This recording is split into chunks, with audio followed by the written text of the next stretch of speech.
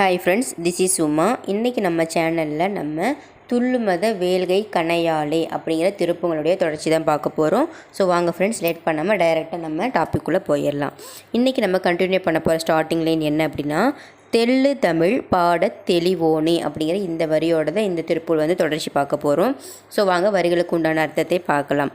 தெள்ளு தமிழ் அப்படின்னா நான் நேத்தியே சொல்லியிருந்தேன். தெள்ளு தமிழ்னால் தெளிந்து வடிகட்டக்கூடிய, அதாவது எந்த ஒரு பிழையும் இல்லாத ஒரு மொழி தெள்ளு தமிழ், அதாவது தமிழ் மொழி.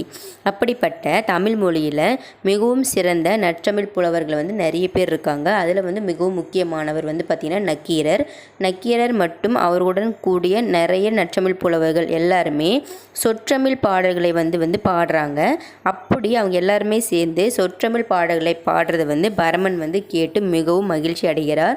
ஏன் அவர் தமிழ் மொழி பாடும் அதை கேட்டு மிகவும் மகிழ்ச்சி அடைகிறார் அப்படின்னா, எல்லா மொழிகளும் இருக்கக்கூடிய பாடல்களை கேட்டு கேட்டு கலங்கி போயிருந்த பரமனுடைய திரு உள்ளம் பார்த்திங்கன்னா இந்த தெள்ளு தமிழாக விளங்கக்கூடிய தமிழ் மொழியின் பாடல்களை தெளிந்த தீஞ்சுவை தமிழ் பாடல்களை கேட்டு அவருடைய மனம் தெளிவடைகின்றது. ஸோ தெள்ளு தமிழ் அப்படின்னா தெள்ளு தமிழ் மொழியில் இருக்கக்கூடிய பாடல்களை கேட்கும் பொழுது நம்மளுடைய மனதும் தெளிவடைகின்றது அப்படின்னு சொல்ல வராங்க. இதில் தமிழ் அப்படிங்கிறதுக்கு என்ன அர்த்தம்னு ஃபஸ்ட்டு பார்த்துக்கோங்க. தமிழில் தமி அப்படிங்கிற பகுதியடியாக பிரிந்த சொல் பார்த்திங்கன்னா தமி.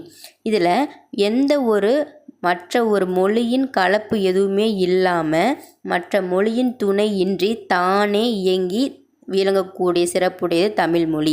அதனால தான் தமிழ் மொழியை அமிழ்தம் போன்றது, இனிமையானது, சுவையானது அப்படின்னு சொல்கிறாங்க. அதை இனிமையும் நீர்மையும் தமிழெனலாகும் அப்படிங்கிற இந்த சிறந்த வரியின் மூலமாக நம்ம தெரிந்து கொள்ளலாம். தமிழில் பார்த்திங்கன்னா மொத்தம் 3 வகையான இனங்கள் உண்டு. வல்லினம், மெல்லினம், இடையினம். ஸோ இந்த வல்லினம், மெல்லினம், இடையினம் இந்த 3 இனங்களும் சேர்ந்தது தான் தமிழ். எப்படின்னா, இப்போ தமிழ் அப்படிங்கிற சொல்லில் ஃபஸ்ட்டு தா அப்படிங்கிற அந்த எழுத்து வல்லினம், மீ அப்படிங்கிறது மெல்லினம், இழ் அப்படிங்கிறது இடையினம். ஸோ இந்த 3 இனங்களும் சேர்ந்த ஒரு சொல்லால் அமைந்துள்ளதுனால தான் இதை தமிழ் அப்படின்னு சொல்லி அழகாக இருக்குது அப்படிங்கிறத நம்ம உணர்ந்து கொள்ள வேண்டும். ஸோ இதுதான் தெள்ளு தமிழ் பாட தெளிவோனே. ஸோ தெளிந்து வடிகட்டி இருக்கக்கூடிய தமிழ் மொழியின் பாடல்களை கேட்டு நாம் தெளிந்து கொள்ள வேண்டும் அப்படின்னு சொல்கிறது தான் இந்த வரிக்கு உண்டான அர்த்தம். அடுத்தது செய்ய குமரேச அப்படிங்கிற வரி இருக்குது. அது என்ன செய்ய குமரேச? ஃபஸ்ட்டு செய்ய அப்படிங்கிறதுக்கு என்ன அர்த்தம் அப்படின்னா செம்மை பண்புன்னு அர்த்தம். ஸோ செம்மை பண்புன்னு என்ன? மிகவும் கனிந்த பண்பு, கருணை பண்பு அப்படின்னு நிறைய சொல்லலாம். அதனால தான் முருக கடவுளுக்கு சேயோன் அப்படிங்கிற நிறைய விதமான திருநாமங்கள் இருக்கின்றன.